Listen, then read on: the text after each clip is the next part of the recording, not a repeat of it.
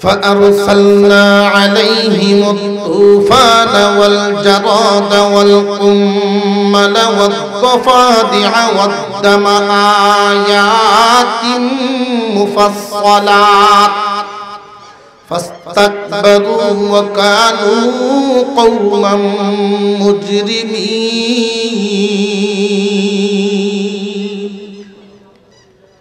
موسى عليه السلام আর ফেরাউনের মধ্যে যুদ্ধ হয়েছিল এমন ইতিহাস আছে না নাই? আরো জোরে কর। আল্লাহর পয়গম্বর মুসা দোয়া করলেন, আল্লাহ আমার অস্ত্রও নাই, সৈনিকও নাই, কি নিয়ে যুদ্ধ করব? আমার কয়েকজন উম্মত, এদের উপরে বিভিন্নভাবে নির্যাতন চালায়, তুমি যদি সাহায্য না করো তাহলে আমার এই কষ্টে করা উম্মত গুলো দুনিয়ায় বাঁচবে না। তার অস্ত্রও বেশি, তার সৈনিকও বেশি, কি নিয়ে আমি যুদ্ধ করব? আল্লাহ রাব্বুল আলামিন জানায় দিলেন, চিন্তার কোনো কারণ নাই, আমি আল্লাহর অস্ত্র আছে, আর আমি যার, আমার অস্ত্রও তার। আর জোরে কোন সুবহানাল্লাহ। আল্লাহ পাক ওই দিন প্রথম অস্ত্রটা পাঠাইলেন, মহান আল্লাহ বলেন, ফাআরসালনা আলাইহিমুত তুফান। তুফানকে আল্লাহ হুকুম দিলেন, রে তুফান, এক সপ্তাহ যুদ্ধ করতে হবে, যেইভাবে বাতাসের বেগ ওইভাবে পানির বেগ। আল্লাহ পাক রব্বুল আলামিন ঘোষণা করে দিয়েছেন, মুসা বাহিনীর পক্ষে থাকবা, ফেরাউন বাহিনীর বিপক্ষে। পাশাপাশি জমিন পানিতে তলিয়ে যায়, ফেরাউন বাহিনীর জমিন, মুসা বাহিনীর জমিনে পানি নেই। এই মাঝখানে কুদরতি আইল বেঁধে দিয়েছেন কে? পাশাপাশি বাড়িঘর মুসা বাহিনীর, ফেরাউন বাহিনীর। মুসা আলাইহিস সালামের বাড়িঘরের কোনো ক্ষয়ক্ষতি হয় নাই, ফেরাউন বাহিনীর বাড়িঘর লন্ডভন্ড। যেইভাবে বাতাসের বেগ ওইভাবে পানির বেগ। তুফান দেওয়ার মালিক কে? আল্লাহ পাক রব্বুল আলামিন এক সপ্তাহের মিশনে পাঠাইছিলেন তুফানকে। এমন নেস্তেনাবুদ হয়েছে, তারা সারেন্ডার করার জন্য মুসা আলাইহিস সালামের দরবারে জোরহাত করে হাজিরা দিয়েছে আল্লাহর নবীর দরবারে। যেই নবীর অস্ত্রও নাই, যেই নবীর সৈনিকও নাই, অথচ আল্লাহর সামান্য এক সাহায্যের মাধ্যমে পরাশক্তি হার মেরে সামনে হাজির হইতে বাধ্য। আপনারা আল্লাহকে বলেন, আমাদের উপর থেকে এই তুফান নামক আযাব যেন আল্লাহ বন্ধ করে দেন। আমরা কথা দিচ্ছি, বাড়িঘর মোটামুটি একটু ঠিকঠাক করে আমরা আপনার উপরে ঈমানের মুসলমান হয়ে যাব। মুসা আলাইহিস সালাম আল্লাহর কাছে দোয়া করলেন, তুফান বন্ধ হয়ে গেল। কিন্তু কুকুরের লেজ আপনি গিজো ধুই ডালেন, সুজা আর জোরে কর, নার আওয়াজে বোঝা যায় সুজা করুন প্রতি বছর একটা। ফেরাউন বাহিনীর একই হলো।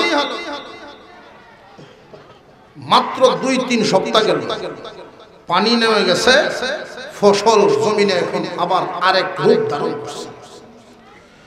যারা গৃহস্থির সাথে সম্পৃক্ত আছেন, কৃষি কাজের সাথে, তারা বুঝবেন বিষয়টা ভালো করে। যেই জমিতে বন্যা হয়, পরবর্তীতে এই জমির শক্তি বাড়ে, ফসল ভালো হয়। বন্যা হয়েছিল কি মুসা বাহিনীর জমিনে না ফেরাউন বাহিনীর জমিনে? এখন তো তাদের ফসল খুব সুন্দর একটু ধারণ করেছে। এই সুযোগে বাটপার ফেরাউনে কয়, এই যে তুফান আর এই যে বন্যা, এটা আমি দিছিলাম। কেতনা বড় বাটপার! দেখছস না, তোরা জমিন দেখে দেখে দিছি যেন ফসল তোদের ভালো হয়।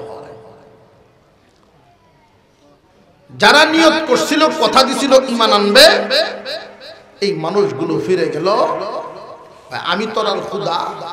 আসলে কি খুদা না হুদা? বেহুদা। কি হুদা? বেহুদা। মুসা আলাইহিস সালামের বিরুদ্ধে আবার যুদ্ধ ঘোষণা। মুসা আলাইহিস সালাম আবার দরখাস্ত করলেন। আল্লাহ পাক রব্বুল আলামিন বলেন, চিন্তার কোনো কারণ নাই, আমার অস্ত্রের কোনো শেষ নেই। তুফান একটা অস্ত্র বিদায় হইল। এখন আল্লাহ বলেন, ফাআরসালনা আলাইহিমুত তুফানা ওয়াল জারাদ। জারাদ একটা প্রাণীর নাম, পোকা। এই পোকাটা যেইভাবে কাটতে পারে ওইভাবে ফসলও কাটতে পারে। আল্লাহ পাক রব্বুল আলামিন বলেন, ও পয়গম্বর, ফসল ভালো দেখছে, এখন তাদের শরীরে তেল জমছে। পয়সার উন্নতি হইলে চর্বি বাড়ে। ফদফদবির উন্নতি হইলে চোখ অন্ধ হয়ে যায়। কানা অন্ধ না, বিবেক অন্ধ। ফসল ভালো দেখে এদের চর্বি হয়ে গেছে। ওদের তো জানা নাই আমি আল্লাহ ফসল দিতেও পারি, নিতেও পারি। জারদ নামক প্রাণীরে পাঠাইলেন, ওই এক সপ্তাহ মিশনে যাও, মুসা বাহিনীর পক্ষে ফেরাউন বাহিনীর বিরুদ্ধে যুদ্ধ করে আসো। যেইভাবে ফসল কাটে ওইভাবে কাটে, যেইভাবে ফসল কাটে ওইভাবেই কাটে।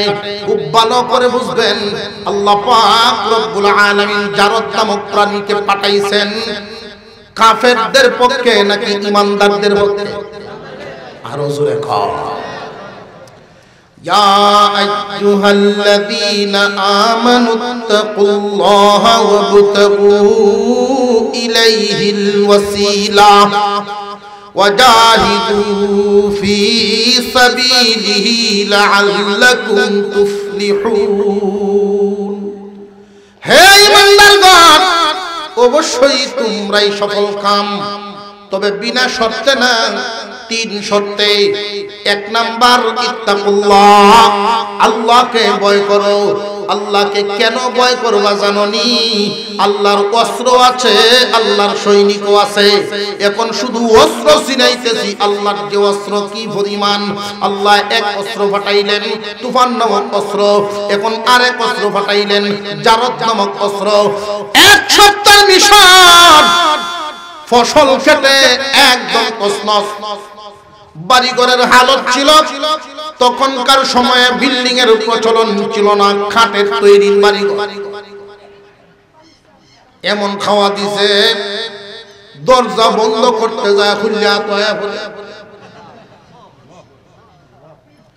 রাত্রে বেলায় ঘুমাইতে গেছে খাটে, উপর দিয়ে সব বালা, ভিতরে কিচ্ছু নেই, খাট ভাঙে জমিন ভরে। এই গজব কার? আবার মুসা আলাইহিস সালামের বিরুদ্ধে ষড়যন্ত্র চলতেছে। ফেরাউনের ডাক দিয়া নিছে, তোরা মুসার কাছে যাইস না, ফসল চলে গেছে তো কি হইছে? আমার গুডাউনে যেই পরিমাণ ফসল জমা আছে, যেই পরিমাণ খাদ্য, 3 বছর যদি ফসল না হয় আমি তোদেরকে খাওয়াইব, কারণ আমি না তোরার ক্ষুধা। এমনি কিছু মানুষ দাঁড়ায় কয় 3 বছর শুধু খাওয়ানোর ক্ষমতা বুঝি, 4th বছর কে খাওয়াইব? এই মানুষগুলো ফেরাউনের দরবার থেকে গিয়া মুসা আলাইহিস সালামের হাত ধরে কালিমা পড়ে মুসলমান হয়ে যাও। এটা কি ফেরাউনের রাগ কমছে না আরো বাড়ছে? কঠিন ঘোষণা দিলে যুদ্ধ করতে হবে, মিটিং ডাকো। মিটিং এর আয়োজন, যুদ্ধ সম্পর্কে আলোচনা হবে। মুসা আলাইহিস সালাম আল্লাহর দরবারে দোয়া করলেন, আল্লাহ, বিরোধী দল তো মারাত্মক গরম। আল্লাহ বলেন, কোন চিন্তার কারণ নাই, আমার তো অস্ত্রের শেষ নাই। 3 নাম্বার অস্ত্রটা আল্লাহ পাঠায়া দিলেন। فأرسلنا عليهم الطوفان والجراد والقمل قمل শব্দের অর্থ হলো উকুন উকুন চিনেন কই থাকে হুজুরে কইছে বেটেনদের মাথা বেটেনদের মাথা নাই এই গজল খালি এই গানো কেন উকুন কয় জাত উকুন হইল তিন জাত একটার নাম লিক আছে না নাই একটার নাম বুরজাইল আরেকটার নাম বিরা বড়ডা কোন এলাকায় কয় ডেলা এলাকায় কয় ডিগরা অর্থাৎ বড়ডা মহান আল্লাহ পাক রব্বুল আলামিন এক সপ্তাহের মিশনের ঘোষণা দিলেন যাও ফেরাউনের বিরুদ্ধে যুদ্ধ করে আসো পরের দিন মিটিং সকাল কয়টার সময় অমুক জায়গায় জমা হওয়ার কথা পরামর্শের মিটিং পরামর্শ সভা ডাকা হয়েছে কিন্তু রাতের বেলায় এই আযাব যে নাজিল হয়ে গেল উকুনে এমন কামড়ানো কামড়াইছে মাথার চুল চোখের ব্রশ ফালাইয়া দিছে মাথার চুলও নাই বুয়াও নাই মুছও নাই দাড়িও না সব ছিলামি সকাল বেলায় কিন্তু একজন আর একজনের শুধু দেখে নিজের চেহারা নিজে দেখার কোনো সুরত নাই আয়নার প্রচলন ছিল না যেই মাত্র মিটিং এর জায়গায় একজন গেছে প্রথম দ্বিতীয় নাফরমান যখন আইছে এদের দিকে এটা দৌড়ে ওইটা তো মানুষ না পিছন থেকে ডাকে কয় না গজব নাজিল করছেন কে فأرسلنا عليهم الطوفان والجراد والقمل والضفادع আল্লাহ পাক রব্বুল আলামিন বলেন দেখতে থাকো আমি অস্ত্র পাঠাই লক্ষ্য করিও তোমরা আযাব আল্লাহ আরেকটা আযাব পাঠায়া দিলেন আরেকটা অস্ত্র দফাদিয়া শব্দের অর্থ হইল ব্যাং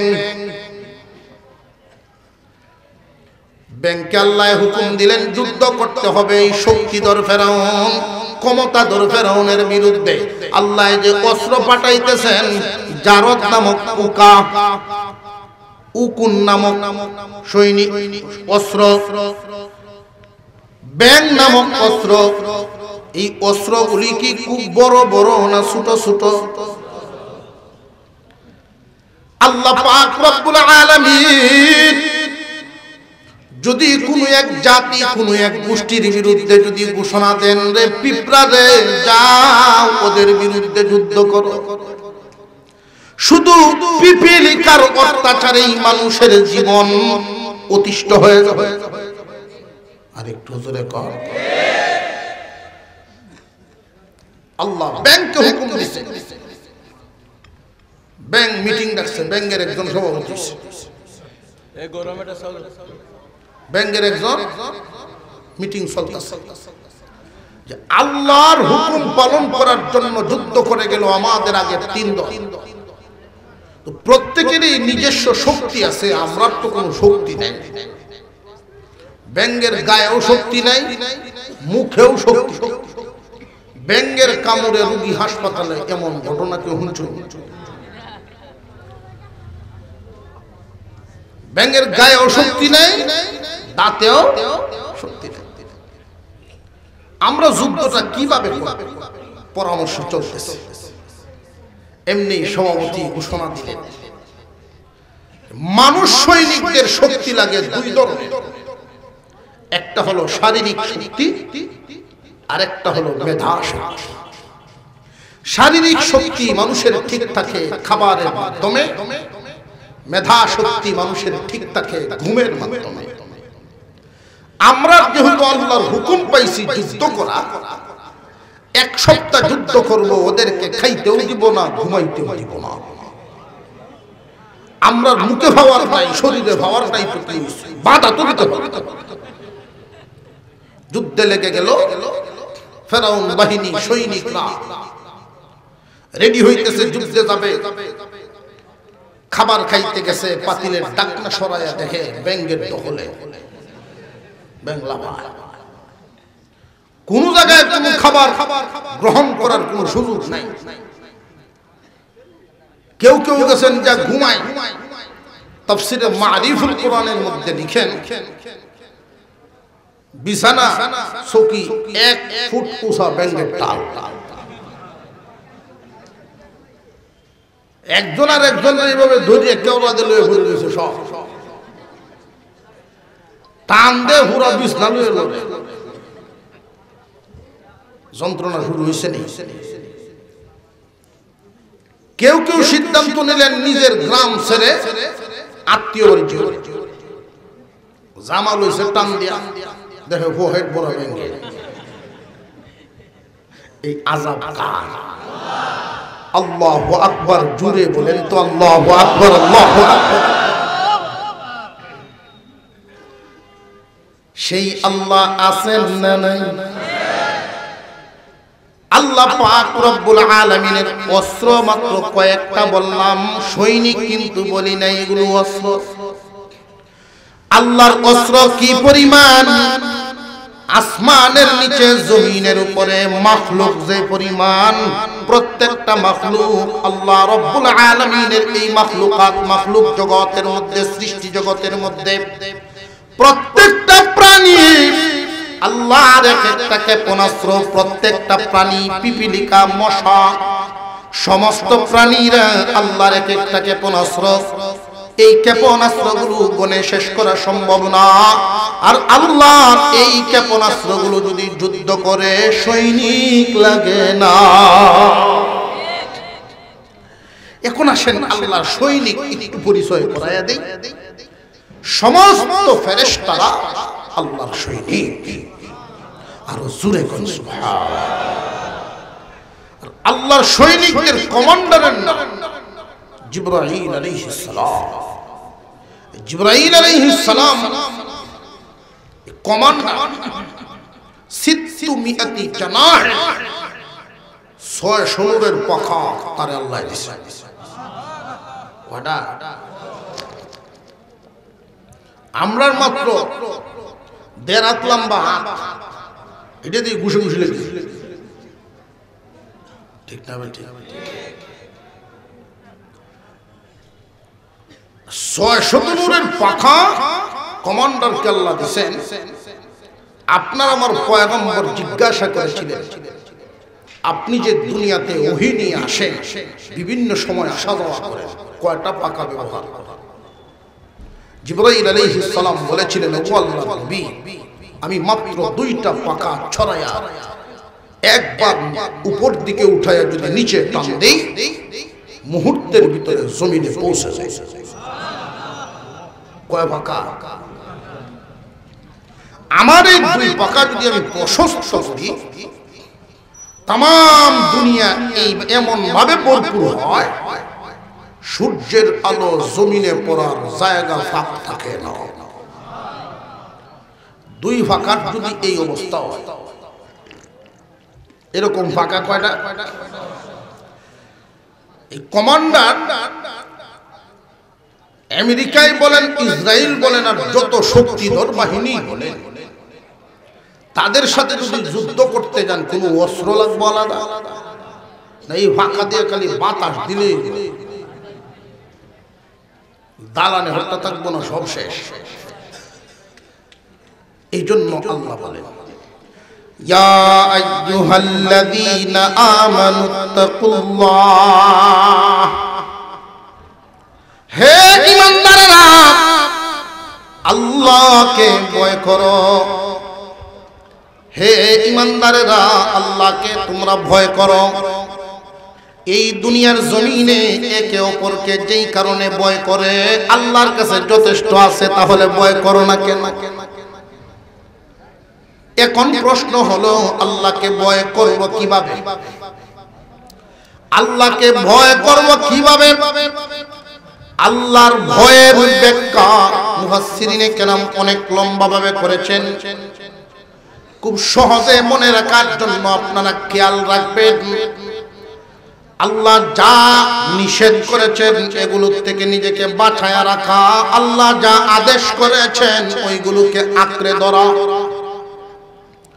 আল্লাহ যা নিষেধ করেছেন ওইগুলো থেকে বেঁচে থাকা, আল্লাহ যা আদেশ করেছেন ওইগুলো পালন করা, আল্লাহর ভয়। আল্লাহ পাক রব্বুল আলামিন নামাজ ফরজ করেছেন, জিনা হারাম করেছেন, সুদ হারাম করেছেন, ব্যবসাকে হালাল করেছেন। আল্লাহ পাক রব্বুল আলামিন এই দুনিয়ার জমিনে কোনটা আদেশ করেছেন কোনটা নিষেধ করেছেন যদিও আলেম না, এরপরেও স্বাভাবিকভাবে আল্লাহর দেওয়া আকল দিয়াই নিরক্ষর মানুষও মোটামুটি বুঝে নিনে বুঝে না। আরো জোরে কর। একজন মানুষ যদি মনে করে আমি আল্লাহকে ভয় করি, ওই মানুষ সুদ খায়া আল্লাহরে কি ভয় করতে পারবে? আল্লাহ যা নিষেধ করেছেন ওইগুলো ছেড়ে দিতে হবে, আল্লাহ যা আদেশ করেছেন ওইগুলোকে আঁকড়ে ধরবে, মজবুত করে ধরতে হবে। আল্লাহর ভয় তুমি করো কিনা প্রমাণ হবে তখন, এই দুইটা বিষয়ের উপরে আমল হবে যখন। এটা প্রথম স্তর। আল্লাহ যা নিষেধ করেছেন এইগুলো আর তুমি করো না, আল্লাহ যা আদেশ করেছেন ওইগুলো আর ছাড়ো না। তাহলে প্রাইমারি লেভেলের আল্লাহকে ভয় করনেওয়ালা তুমি, এটা প্রাইমারি লেভেল।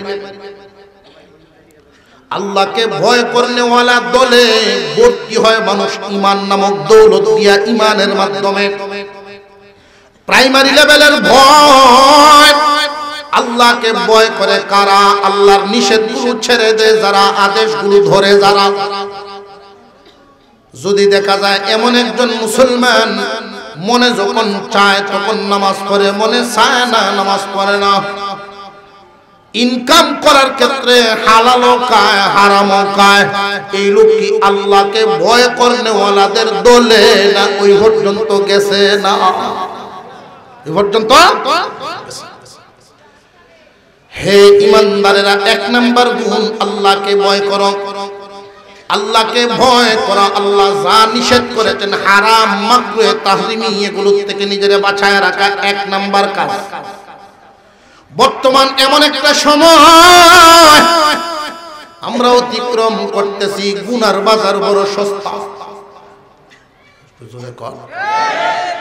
চোখের হেফাজত করা, বেগানা নারীর থেকে নিজেরে বাঁচাইবেন, রাস্তা দিয়ে হাঁটতেছেন, মহিলারা এমন কথাও কয় বেটানের লাগি নাটন যায় না, বেটানের লাগি বলে বাজার হয় তারা নারীটা। যেমনি আমরা অগ্রসর হইতেছি রান্না বান্না শিক্ষা লাইন, এই দিন বেশি দূরে নয়। এখন যেহেতু বাজার করেন আপনি, কয়েকদিন পরে তারা রান্নাইব আপনারে দিয়া। যারা বাজার করেন বিবিরে দিয়া, তাহলে আপনি শিখে রাখবেন, রান্নাটা শিখেন, কাজে লাগবে। ঝগড়া শুরু হওয়ার আগে আপনি কাজ শুরু করে দেন, ঝগড়া থেকে বাঁচতে।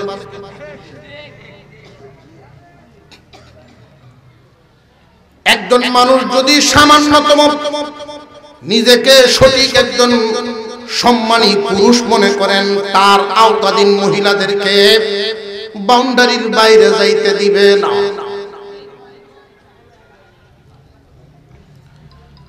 বর্তমানে এমন একটা জামানা পার করতেছি, আজ থেকে 20 বছর আগের চিত্রটাই যেমন ছিল এখনের চিত্র এমন না। আমাদের সমাজে 20 বছর আগে যদি কোনো মানুষ সিনেমা দেখতে হতো, সিনেমার হলে যাওয়া লাগতো। আর সিনেমার হলে যদি কোনো ছেলে মেট্রিক পাস করেছে, মনের আনন্দে বন্ধুদের সাথে হলে চলেই গেছে।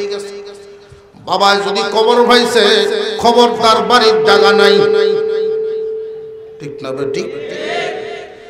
আর এখন 20 বছর পরে পরিবর্তন হইয়া কি হালত দাঁড়াইছে দেখেন। 20 বছর আগে বাবা ছিলেন কঠোর, বাড়ির জায়গা নেই, সাসার করো, দাদার কাছে আশ্রয় লয়, একটু কয়ে দাও কোন রকম, আর জীবনে যাইতাম না। মায়া হুসলায় দাদা ঠিক আছে আমি শাসন করছি, আর জীবনে যাইতো না, আমি তো বাচ্চা আছি, তুই কুস্তা কুস্তা। কিন্তু এখন 20 বছর পরে চিত্রটা কেমন দাঁড়াইছে।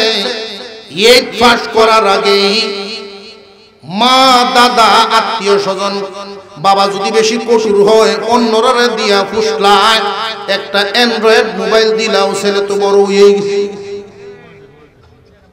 ক্যামেরা বললে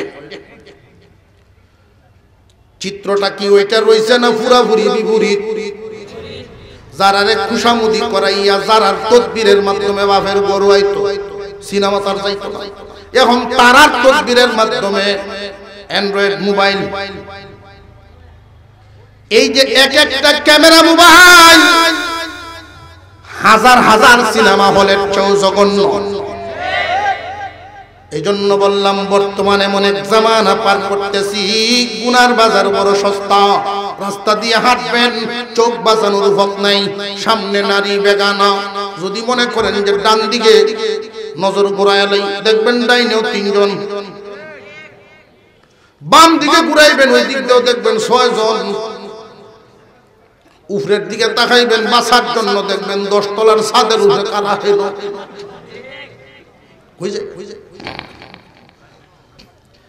মুফাসসিরিনে কেরাম বলেন, আল্লাহ ওয়ালাগণের জবান থেকে আমি শুনেছি এই জামানায় কোন একজন ঈমানদার আল্লাহকে ভয় করে, শুধু যদি সে আল্লাহ নিষেধ কাজগুলো থেকে এই জামানায় যদি আল্লাহকে ভয় করে, কোন একজন মানুষ, কোন একজন যুবক খুব ভালো করে কান পেতে শুনে রাখবেন, এই জামানায় একজন মানুষ ঈমানদার শুধু যদি গুনার কাজ থেকে নিজের বাঁচায় রাখতে পারে, আল্লাহর ভয়ে গুনাহ করে না, আল্লাহর ভয়ে গুনাহ করে না, অতীতের জামানার ওলিগণের কাতারে এই জামানার গুনাহমুক্ত যুবকের নাম উঠায়া দেওয়া হইব। মুসলমান ইমানদার ভাইরা আমার, 1 নাম্বার গুণ আল্লাহর ভয়। আল্লাহকে কেন ভয় করব এটা তো বুঝাইলাম। আল্লাহর অস্ত্র আছে, আল্লাহর সৈনিকও আছে, এই জন্য ভয় করা লাগবে। আল্লাহকে ভয় করা হয় কেমনে? যে আল্লাহ যা নিষেধ নিষেধ করেছেন এগুলো ছাড়লে, আল্লাহ যা আদেশ করেছেন এগুলো ধরলে আল্লাহকে ভয় করা হয়। এটা 1 নাম্বার গুণ। এবার আসেন 2 নাম্বার গুণ। মহান আল্লাহ পাক রব্বুল আলামিন বলেন, يا أيها الذين آمنوا اتقوا الله وابتغوا إليه الوسيلة وجاهدوا في سبيله لعلكم تفلحون।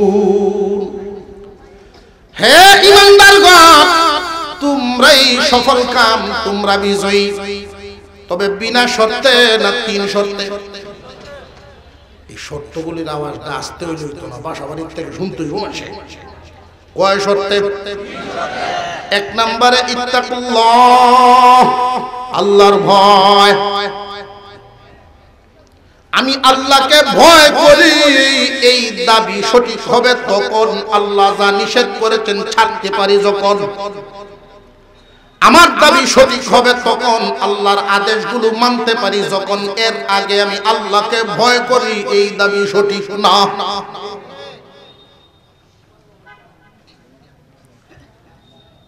আমবাড়ি বাজার থেকে গরু কিনাত মানুষ যায়নি না যায় না? সিনাখান্দি বাজারও যায়নি না যায় না? তো এক বেলায় গরু লয়ে একখান ব্যস্ত, আপনার অসুবিধা হইতেছে না তো? গাবি গরু নিয়ে আইসে বেচবেন, তো আরেক দল মানুষ এসে জিজ্ঞাসা আপনার এই গাবি দুধ কতখান দেয়? বালতি দেখলেই লাভ করে। আশ্চর্য ব্যাপার, বালতি দেখলে লাভ করে, কেউ কিনবই গেল।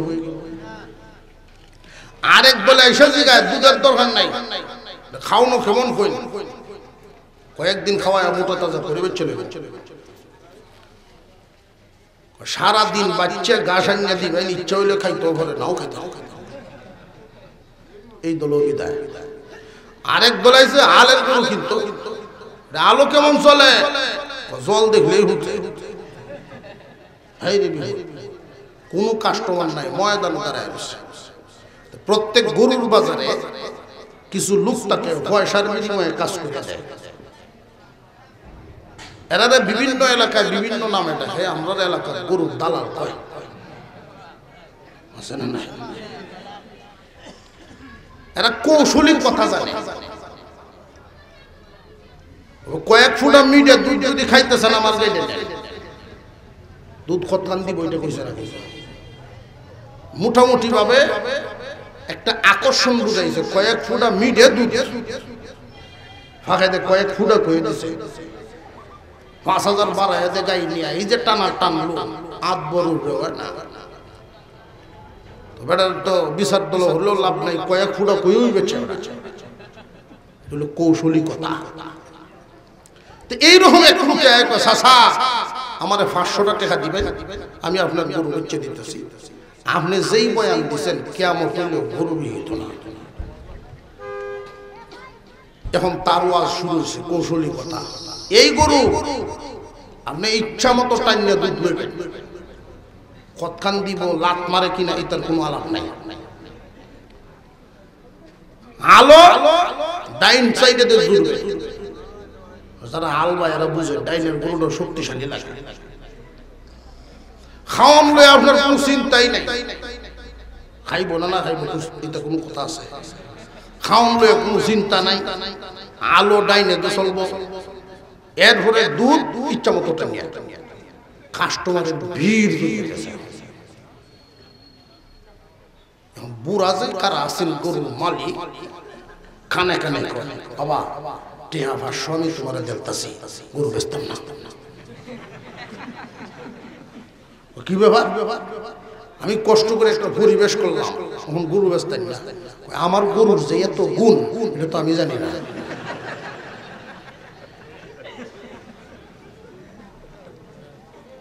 তখন এই লোক তার দিকে ফিরে কয়, এই মেয়ে একটা গুণ তোমার গরু না, সব আমার মুহ।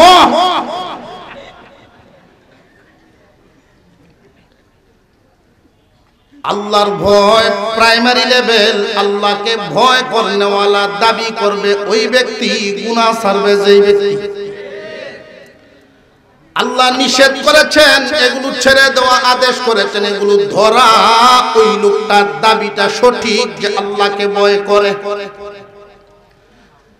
এছাড়া গুনাও করে বয়ও করে, কয় এই লোকটার বয় মুখে তার বয় বুকে না। 2 নাম্বার গুণ আল্লাহ বলেন, ইয়া আইয়ুহাল্লাযীনা আমানুত্তাকুল্লাহা ওয়াবতাগু ইলাইহিল ওয়াসিলা ওয়াজাহিদু ফি সাবিলিহি লাআল্লাকুম তুফলিহুন। হে ঈমানদারেরা আল্লাহকে ভয় করো। 2 নাম্বার গুণ ওয়াবতাগু ইলাইহিল ওয়াসিলা, ওয়াবতাগু ইলাইহিল ওয়াসিলা, আল্লাহর সন্তুষ্টি পাওয়ার জন্য মাধ্যম তালাশ করো, ওয়াসিলা তালাশ করো। আল্লাহর সন্তুষ্টি, আল্লাহর নৈকট্য পাওয়ার জন্য, আল্লাহর নৈকট্য পাওয়ার জন্য মাধ্যম তালাশ করো। আল্লাহর নৈকট্য, আল্লাহর নৈকট্য পাওয়ার জন্য মাধ্যম তালাশ করো। এই কথাটা বুঝাইবার জন্য আরো 2-1টা কথা আপনাদেরকে আমার জিজ্ঞাসা করা, বিষয়টা পরিষ্কার বোঝার জন্য। আমরা ফরজ ইবাদত পালন করি, আল্লাহর এই ফরজ হুকুমটা পালন করি জাহান্নাম থেকে বাঁচার জন্য। আর জোরে কর, ওয়াজিব হুকুমগুলো পালন করি জাহান্নাম থেকে বাঁচার জন্য। সুন্নতে মুআক্কাদা যত আমল আমরা করি আল্লাহর রাসূলের সুপারিশ পাওয়ার জন্য। কেউ যদি ফরজ ছেড়ে দেয় জাহান্নামে অনির্দিষ্ট কাল পর্যন্ত সে জ্বলবে। যদি কেউ ওয়াজিব ছেড়ে দেয় নির্দিষ্ট পরিমাণ মেয়াদ তার জাহান্নামের সাজা। কেউ যদি আল্লাহর রাসূলের সুন্নতে মুআক্কাদা সারার আমল করে ফেলে, সুন্নতে মুআক্কাদা ছেড়ে দেওয়ার অভ্যাস করে ফেলছে, আল্লাহর রাসূলের সুপারিশ তার নসিব হবে না। ফরজ আমল করলাম জাহান্নাম থেকে বাঁচার জন্য, ওয়াজিব আমলও করলাম জাহান্নাম থেকে বাঁচার জন্য, সুন্নতে মুআক্কাদা আমল করলাম সুপারিশ পাওয়ার জন্য। খুব ভালো করে বুঝেন, পয়েন্টটা আগে বুঝেন। আল্লাহ পাওয়ার জন্য কোনটা করলাম? ফরজ তো আমি আল্লাহ পাওয়ার জন্য করি নাই, নিজে বাঁচার জন্য করছি।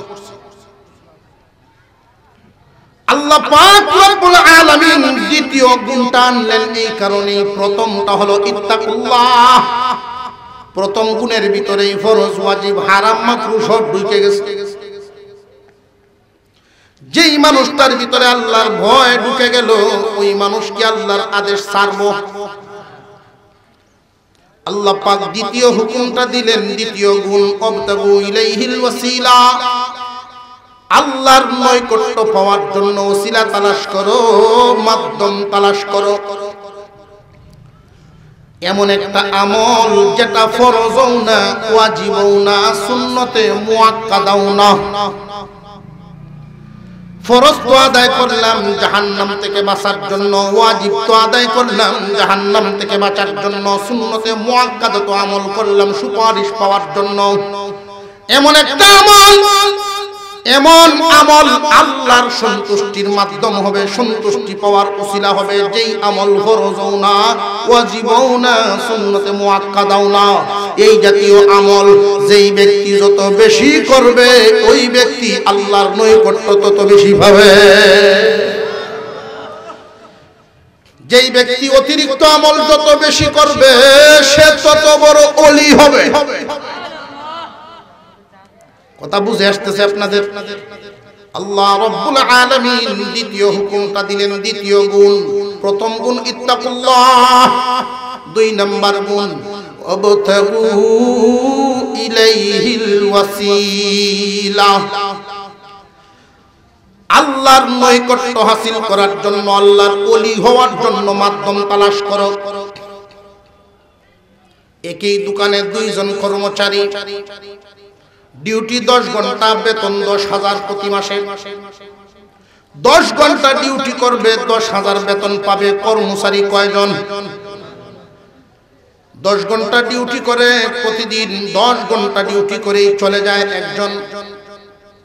আর আরেকজন কর্মচারী ডিউটি 10 ঘন্টা করার পর অতিরিক্ত কিছু সময় দেয় বেতন ছাড়া। এই সময়টা না দিলেও হয়তো 10,000 বেতন তো তার ঠিক থাকবই।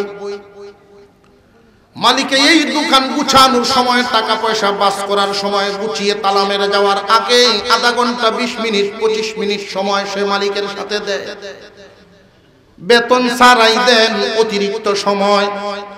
এবার আপনারাই বলেন, দুই কর্মচারীর মধ্যে যে টাইম টু টাইম চলে যায়, অতিরিক্ত দেয় না, তার সমান তো মালিকের কাছে প্রিয় সে হতে পারবে না।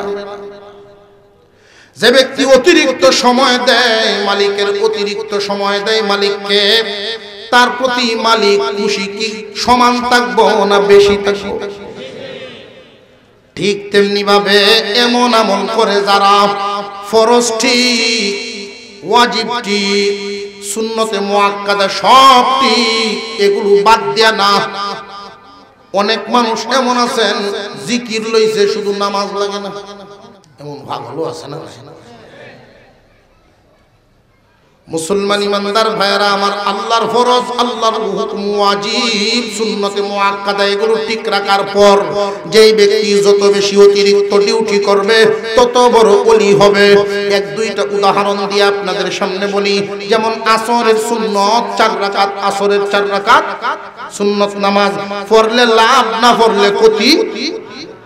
কিন্তু এই 4 রাকাত সুন্নত যারা আদায় করবে, যতক্ষণ নামাজে দাঁড়ায় থাকবেন, আল্লাহর পক্ষ থেকে তার উপরে বৃষ্টির মতো রহমত নাজিল হয়। কিসের মতো? বৃষ্টি। রাস্তা দিয়ে আমি হাঁটতেছি, রাস্তা দিয়ে হাঁটছি, একজন মুরব্বী মানুষের দিকে তাকায়া দেখি উনি একটা বাড়ি ব্যাগ নিয়ে যাইতেছেন। আপনার উপরে ফরজও না, গিয়া ব্যাগটা ধরেন, ওয়াজিবও না, সুন্নতে মুআক্কাদাও কিন্তু এই কাজটা যে করলেন মনের ভিতরে আছে যে মুরব্বীর সম্মান দিলে আল্লাহ খুশি হইবেন, মুরব্বীর সহযোগিতা করলে আল্লাহ খুশি হবেন। এই যে ব্যাগটা গিয়া টান দিলেন, এটা ওলি হওয়ার মাধ্যম, আল্লাহ সন্তুষ্টি হওয়ার মাধ্যম। হঠাৎ নজরে পড়লো, আপনি হেঁটে যাচ্ছেন, নজরে পড়লো একটা লোহা রাস্তায় পড়ে আছে, এটা এখান থেকে উঠায় ফেলানো আপনার জন্য ফরজ, ওয়াজিব, সুন্নত, মুআক্কাদার ভিতরে পড়ে না। এটা যে এখান থেকে উঠায় ফেললেন, আল্লাহর সন্তুষ্টি, আল্লাহর সন্তুষ্টি হওয়ার মাধ্যম। এই মহল্লায় ইমাম সাহেব আছেন না নাই? ইমাম সাহেবকে খানা খাওয়ানো ফরজের মধ্যেও না, ওয়াজিবের মধ্যেও না, সুন্নতে মুআক্কাদার মধ্যে না, কিন্তু আপনি যে এই কাজটা করেন আল্লাহর ওলি হওয়ার মাধ্যম। বুঝে আসতেছে? একজন আলেম কোন এক গ্রামে মাদ্রাসা দিলেন, সমস্ত ঘরে ঘরে ছাত্র লজিং রাখা এটা ফরজও না, ওয়াজিবও না, সুন্নতে মুআক্কাদাও না, কিন্তু এই তালেবে ইলমকে যে আপনি খানা খাওয়াইলেন, কুরআনওয়ালা দেখলেই যে আপনি সালাম দিলেন, মোহাব্বত করলেন, ইজ্জত দিলেন, তাদেরকে বড় আদর করেন, ওইগুলো আল্লাহর সন্তুষ্টি হওয়ার মাধ্যম। يا أيها الذين آمنوا اتقوا الله وابتغوا إليه الوسيلة وجاهدوا في سبيله لعلكم تفلحون। হে ঈমানদারেরা, তোমরাই সফল কাম, তোমরাই বিজয়ী। বিনা শর্তে না, তিন শর্তে। যেই যুগের ইমানদারদের কাছে তিনটা গুণ পাওয়া যাবে, আমি আল্লাহ এই যুগের ইমানদারদেরকে জমিনের রাজত্ব দিব। তামাম দুনিয়ার কাফেররা এই ইমানদারদের নাম শুনলেই তরতর করে কাঁপতে থাকবে। আজ যেই দিন থেকে তোমরা এই গুণ হারায় ফেলবে, ওই দিন থেকেই তোমরা তাদের গোলামে পরিণত হবে। এটা আমি আল্লাহর দেয়া নিয়ামত, পাইয়াও নিয়ামতের কদর বুঝলা না। আল্লাহ পাক রব্বুল আলামিন মুমিনদের সফলতার ঘোষণা দিয়েই কিন্তু শেষ করেন নাই। লক্ষ্য করে দেখেন, দুনিয়া চলে যেই যেই বস্তু দিয়া, বেশিরভাগই দান করেছেন আল্লাহ ঈমানদারদের হাতে। দেখবেন যেই দিন ঘোষণা শুনবে, তেলের দাম বাড়ছে, ডিজেল, পেট্রোল এগুলোর দাম বাড়ছে, জেনে রাখবেন পরের দিন সবজির দাম বাড়বে, কাঁচামরিচের দাম বাড়বে। তেলের সাথে, পেট্রোলের সাথে কাঁচামরিচের কি সম্পর্ক? সম্পর্ক আছে, কারণ এই কাঁচামরিচের গাড়ি রংপুর থেকে আনতে আগে 6 লিটার পেট্রোল লাগতো, এখনো ওই লিটারই, তবে দাম সমান না। দাম যে বাড়ছে, কাঁচামরিচের দাম বাড়বে। এই দুনিয়া চলতে তেল লাগে, তেল, পেট্রোল, গ্যাস, স্বর্ণ, এই যে খনিজ সম্পদ, তামাম দুনিয়ার ভৌগোলিক দিকে নজর করে দেখেন, দুনিয়া চালাইতে যা লাগে আল্লাহ বেশিরভাগই দিয়েছেন ঈমানদারদের দখলে। ঈমানদার যখন গুণ হারায় ফেলে, যতই স্লোগান দেন দাম কমবে না, বাড়তেই থাকবে। কারণ তুমি যে গুণ হারা, তুমি নিজে কম দাম হয়ে গেছো, জিনিসের দাম বাড়বে। মানুষের, ঈমানদারের দাম গুণের মাধ্যমে যখন নিজের দাম বাড়বে, আল্লাহর নিয়ামত এত পরিমাণ দিবেন, সব জিনিসের দাম কমবে। এক নাম্বার গুণ ইত্তাকুল্লাহ, 2 নাম্বার ওয়াবতাগু ইলাইহিল ওয়াসিলা। এক নম্বরে আল্লাহর ভয়, 2 নম্বরে আল্লাহর সন্তুষ্টি পাওয়ার মাধ্যম। আল্লাহ খুশি হইবেন এই কাজ করলে, আল্লাহ খুশি হইবেন এই কাজ করলে। 3 নাম্বার গুণ ঈমানদারদের, 3 নাম্বার সফল ঈমানদারের 3 নাম্বার সিফাত বর্ণনা করেন। সত্যটা 3 নাম্বার শর্ত বর্ণনা করেন আল্লাহ। মুমিন সফল হওয়ার জন্য 3 নাম্বার শর্ত হলো ওয়াজাহিদু ফি সাবিলি, আল্লাহর রাস্তায় জিহাদ করা, আল্লাহর দ্বীনকে জমিনে টিকায় রাখার জন্য জিহাদ করা। এই জিহাদ অর্থ কিন্তু তরবারি দিয়া মেরে ফেলা না, ওইটার নাম কতল। জিহাদ শব্দের অর্থ শাব্দিক অর্থ প্রচেষ্টা, প্রাণপণ চেষ্টা, প্রাণপণ চেষ্টা, প্রাণপণ চেষ্টা অর্থাৎ সর্বোচ্চ চেষ্টা আল্লাহর দ্বীন ইসলামকে জমিনে টিকিয়ে রাখার জন্য। ইমানদারের ৩ নাম্বার গুণ লাগবে, ৩ নাম্বার শর্তটা এটা। এই জমিনে তোমরা যদি তোমাদের রাজত্ব চাও, তোমরা যদি তোমাদের সবকিছু সুবিধাজনক চাও, ৩ নাম্বার গুণটাও হাসিল করিয়া নাও। জিহাদ করতে হবে দ্বীনকে টিকিয়ে রাখার জন্য। ইসলাম জমিনে টিকে থাকবে, এই জন্য তুমি কি করছো নিজেরে প্রশ্ন করো। আল্লাহর দ্বীন জমিনে টিকায় রাখার জন্য প্রাণপণ চেষ্টা করতে হবে। যেইখানে কথার দ্বারা চেষ্টা করা লাগে করবেন, যেইখানে স্লোগান দেওয়া লাগে দিবেন, যেইখানে গাম জড়ানো লাগে লাগাইবেন, যেইখানে রক্ত দেওয়া লাগে রক্ত দিতে হবে। এমন কি দ্বীন টিকায় রাখার জন্য যদি তুমি মুমিনের জীবন দিয়ে দিতে হয় তবু জীবন দিয়া দিবা, তবু ইসলামকে জমিনে টিকিয়ে রাখার মতো মন ভিতরে নিয়ে চলবা। ইমানদাররা যেই দিন থেকে এই ৩ গুণের অধিকারী হবে, আল্লাহ পাক রব্বুল আলামিন বলেন, হে ইমানদারেরা তোমরাই সফল কাম, তোমরাই বিজয়ী। মুসলমান কি পরিমাণ দেখার ব্যাপার নয়, সিফত দেখতে হবে। সংখ্যায় যদি কমও হয় রাজত্ব দিবেন কে? আরো জোরে কর। সংখ্যায় যদি কমও হয় রাজত্ব দিবেন কে? রাজত্বের মালিক যিনি দিবেন তিনি। আর সংখ্যায় যদি তোমরা কম থাকো, সৈনিক তোমার লাগতো না, সৈনিক যিনি দিবেন, অস্ত্র যিনি দিবেন, তোমার অস্ত্র নাই, চিন্তার কোনো কারণ নাই। আসল মালিক যদি তোমার সাথে হন, অস্ত্রের ভান্ডার তোমার সাথে থাকবে। আর জোরে কর, আর একটু জোরে কর। আল্লাহ পাক রব্বুল আলামিন এই দুনিয়ার জমিনে যতদিন আমরা থাকবো এই 3টা সিফাত। বর্তমান দুনিয়ার দিকে আমরা তাকাই, আমাদের লাঞ্ছনার কারণ, আমাদের বঞ্চনার কারণ আমরা নিজেরা।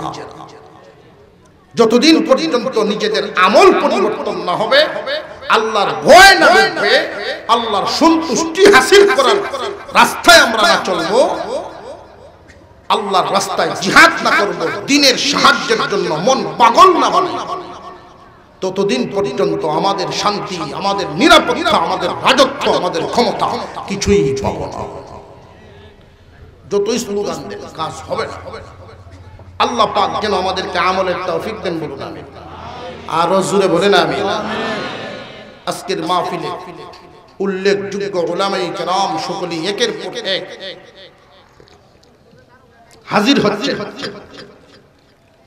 আমি যেই কথাগুলো আপনাদের সামনে বলেছি 2 মিনিটে আবার শুরু থেকে শেষ পর্যন্ত নিয়ে আসি, যেন একটা সবক হয়, মনে থাকে। আয়াত সূরা মাঈদার 35 নং আয়াত। মহান আল্লাহ প্রথমে ঘোষণা দিলেন, হে ঈমানদারেরা আল্লাহকে ভয় করো, আল্লাহর সন্তুষ্টি মাধ্যম তালাশ করো। আল্লাহ সন্তুষ্ট হবেন যেই কাজে, এই কাজগুলো করো।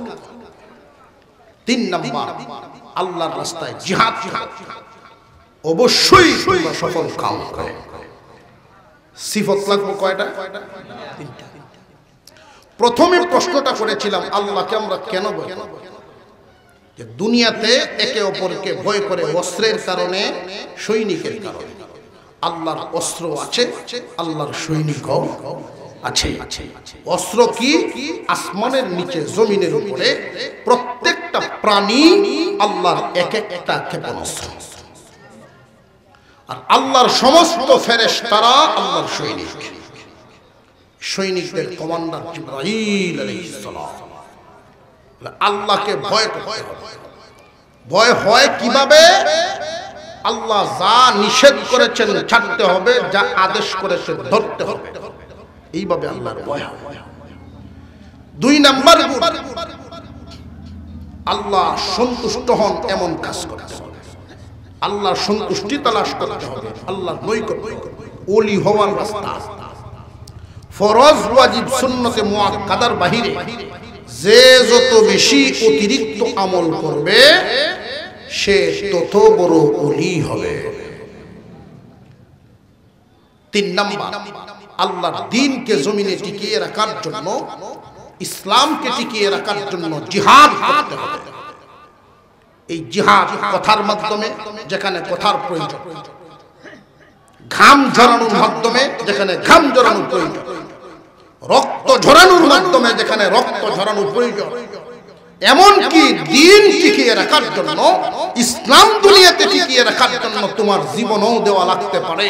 ইমানদার যখন এই মনোভাব মনের ভিতরে লালন করবে যে ইসলামের জন্য প্রয়োজনে জীবন দিয়ে দিব, প্রত্যেক মুমিনের অন্তরে যেই দিন এই আগুন, এই জাতের একটা সিফত লালন করবে, ইসলাম বিদ্বেষীরা, ইসলাম বিরোধীরা ইসলামের বিপক্ষে কথা বলার জন্য কম করে হলেও 70 বার ভাবতে হবে, এর আগে কথা বলতে। আল্লাহর ভয় ভিতর থেকে বেরিয়ে গেছে, আর যার ভিতর থেকে আল্লাহর ভয় বেরিয়ে যায় দুনিয়ার সকল ভয় তার ভিতরে গিয়ে জায়গা করে। যার ভিতরে আল্লাহর ভয় ঢুকে যায় তার অন্তরে পৃথিবীর কোনো ভয়ের জায়গা পায় না, কোনো ভয়ের পায় না, তার ভিতরে ভয় আছে কার? আল্লাহ পাক আমাদেরকে আমলের তৌফিক দেন বলুন আমিন। আর জোরে বলুন আমিন।